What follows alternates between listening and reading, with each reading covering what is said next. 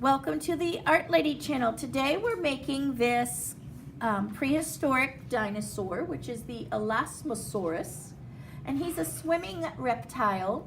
He reminds me of the Loch Ness dragon in Scotland. So we can actually turn this in the very end into a dragon or a dinosaur of our imagination. But we're going to base it on this real life dinosaur that lived millions of years ago.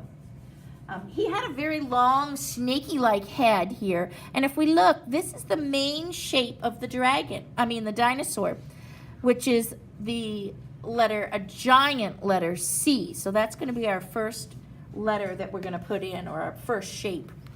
But the first thing you want to do is you want to take your paper, and I want to find the center point of my paper, so I'm just going to fold it lightly. Now I'm not going to crease the whole thing. I'm just going to lightly tap it a little bit to give me some guidelines, because we'll need the center fold. But if I crease it real hard, then it's going to leave a crease in my paper when I'm done.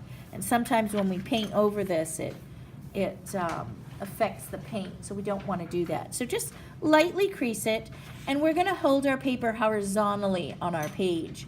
And we're going to go ahead and start in with that giant C shape. I want to come down a bit, though, from my top. So if I start off skipping down at the very center here, this is where I'll put my head. 2 fingers from the top, and I just did a little horizontal line here, right on the center. Now I'm ready to do that giant C shape. So from this line, I'm just going to swoop down a little bit before I do my C, because this is going to form the head. And then I'm going to now visualize it first. I want the huge C, a beautiful C curve coming out here. And then I want to stop before the curve here, before the center line rather. Because I want to put some flippers in here, okay? So watch me first, because I'm going to go all the way down. A nice C curve, and I'm stopping before the center line. So I've come out diagonal, and then I swooped right in to a C curve. And before I hit the middle line, and I'm at the bottom here, almost at the bottom, I'm about a hand up from the bottom. But before I hit my middle line, I stopped my C curve right here, because this is where we're going to put a flipper in. So go ahead and do it. Now jump up, and we're going to do a diagonal line. It's not a real straight line, it's slightly curved. Since this is a rounded reptile, we don't need perfect straight lines. So if it's a little bit off, it's better. And then I'm going to round this and just come up. So it's almost V-shaped, but softer, because this is an actual reptile. So I've come down and up. Now look at my middle line. I'm now past my middle line. Now just bring this back up. Their flippers are pretty large, and it's like webbed areas here. So let's do some lines to show this is webbed. You could do 2 or 3 if you have room for 3, that's fine.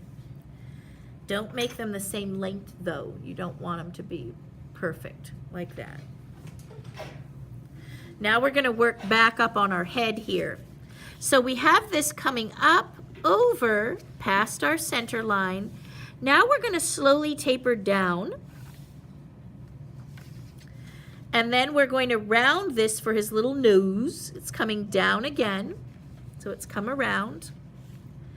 And then I'm going to round it back in. Just put a curve here for his head. So this should be a nice curved area. I can stick an eyeball right on the center line, dropping into the head, do a tiny circle, and then maybe a line or a circle around it, and then a line underneath it.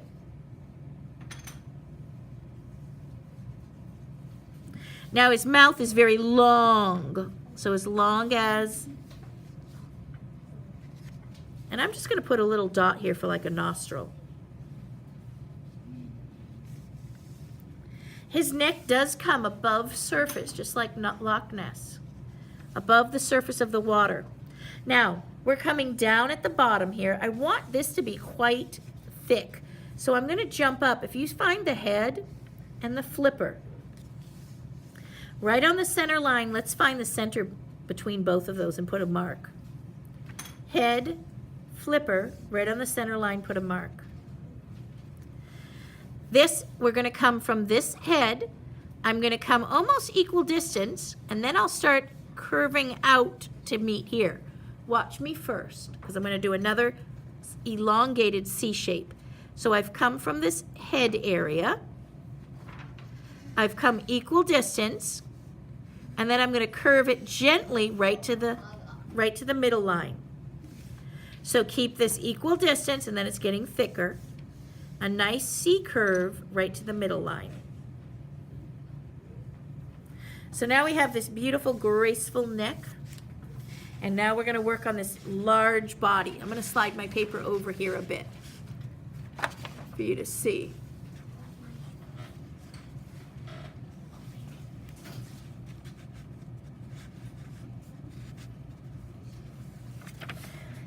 I want to use most of this paper up. So a nice large dinosaur. So I'm going to come over and right to my corner, but again, I'm going to leave a little bit of space around this. You never want to end it right at the edge of your page. I'm going to jump down some, probably 2 fingers at least. Put a line, and then this is going to form the nice skinny but stout. It has a very stout tail. It's not extremely long like a brontosaurus's tail. It's a short, stout tail, kind of thick. What's powerful about this, I'm sure, is these flippers, because these flippers are pretty big and webbed. So this is where it's getting most of its movement from. Yeah, not necessarily that shorter tail. Now we need the back legs, which is pretty thick too.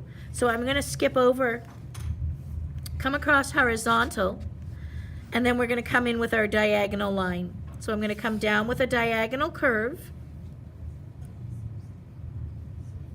So it's slightly diagonal. I kind of just rock it with my hand here. I'm doing this similar to this, coming back up, giving the back flipper. And if you're off a little bit on these lines, it's not perfect. It doesn't have to be perfect.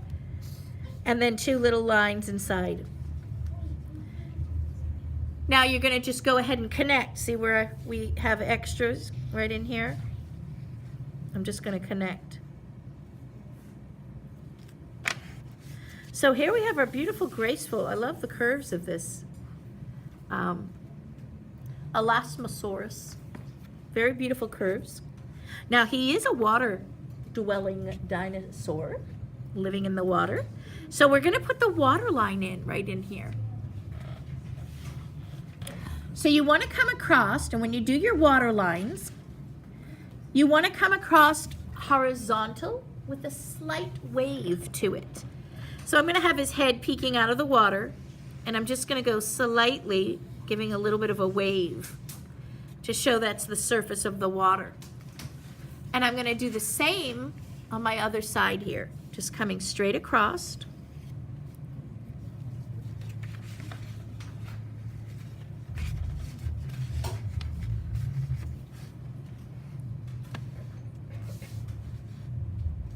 And from here you can design, well, let's put in a little bit of wave. I'm going to show you how to make wave.